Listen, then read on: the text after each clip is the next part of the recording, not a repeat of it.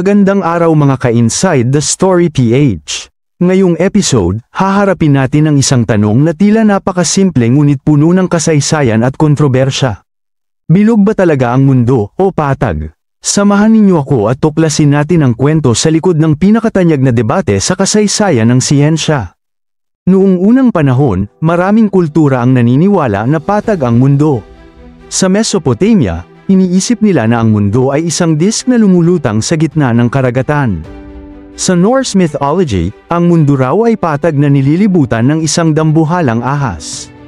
Kahit sa ilang sinaunang sibilisasyon sa Asia, ang paniniwala ay nakasandal sa ideya ng mundo bilang isang platong nasa likod ng isang hayop tulad ng pagong o baka. Kung iisipin, natural lamang ito dahil kung titignan mo ang paligid mo, parang patag ang lupa. Ngunit hindi lahat ay naniniwala sa flat earth. Mga Griyegong pilosopo gaya ni Pythagoras at Aristotle ang unang nagsabi na bilog ang mundo. Ano ang ebidensya nila? Kapag may lunar eclipse, makikita sa anino ng earth sa buwan na ito'y palaging bilog. Habang lumalayo ang barko sa dagat, unti-unti itong nawawala mula sa ibaba paitaas, hindi bigla-bigla. Para sa kanila, malinaw ang sagot, ang mundo ay isang globo. Dumaan ang panahon at dumating ang panahon ng mga explorers. Noong 1522, natapos ni Ferdinand Magellan's crew ang unang pag-ikot sa buong mundo. Isang konkretong patunay na kung maglalakbay ka ng tuloy-tuloy sa isang direksyon, babalik ka rin sa pinanggalingan mo. Mula noon, mas tumibay ang ideya na ang mundo ay bilog. Sa modernong panahon, hindi nakakahaka ang ebidensya. Mismong mga larawan mula sa kalawakan ay nagpapakita ng Earth na bilog. Ang gravity ay kumikilos patungo sa gitna, dahilan kung bakit ang pinaka-stable na hugis para sa isang planeta ay halos spherical. Kahit ang GPS at satellite systems ay nakabatay sa spherical model ng mundo. Sa madaling salita, mula sa astronomiya hanggang teknolohiya, malinaw na bilog ang Earth. Sa kabila ng lahat ng ebidensya, bakit may ilan pa ring naniniwala sa flat Earth?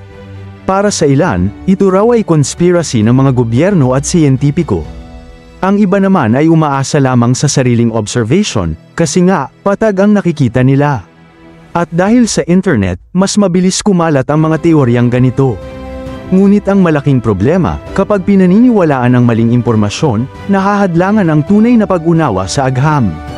Sa huli, ang debate tungkol sa flat earth ay hindi lang tungkol sa hugis ng ating planeta. Ito rin ay tanong ng pagtitiwala sa ebidensya, sa siyensya, at sa katotohanan. Kung patuloy nating tatanggapin ang maling impormasyon, paano natin malalaman ang tunay na kalagayan ng universo?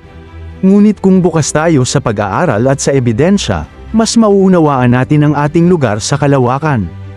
Mga ka-Inside the Story PH, ang mundo ay hindi patag, kundi bilog, at ito'y pinatutunayan ng libu-libong taon ng pag-aaral at ebidensya. Ngunit ang katotohanan ay laging kailangang ipaglaban, lalo na sa panahon ng maling impormasyon. At dito nagtatapos ang ating episode ngayong araw. Ikaw, anong masasabi mo? Bakit kaya may mga taong naniniwala pa rin sa flat earth kahit malinaw na ang ebidensya? Ibahagi ang iyong opinyon sa comment section. At huwag kalimutang mag-like, mag-share, at mag-subscribe para sa mas marami pang makabuluhang kwento dito sa Inside the Story PH, kung saan ang bawat detalye may kwento. Hanggang sa muli.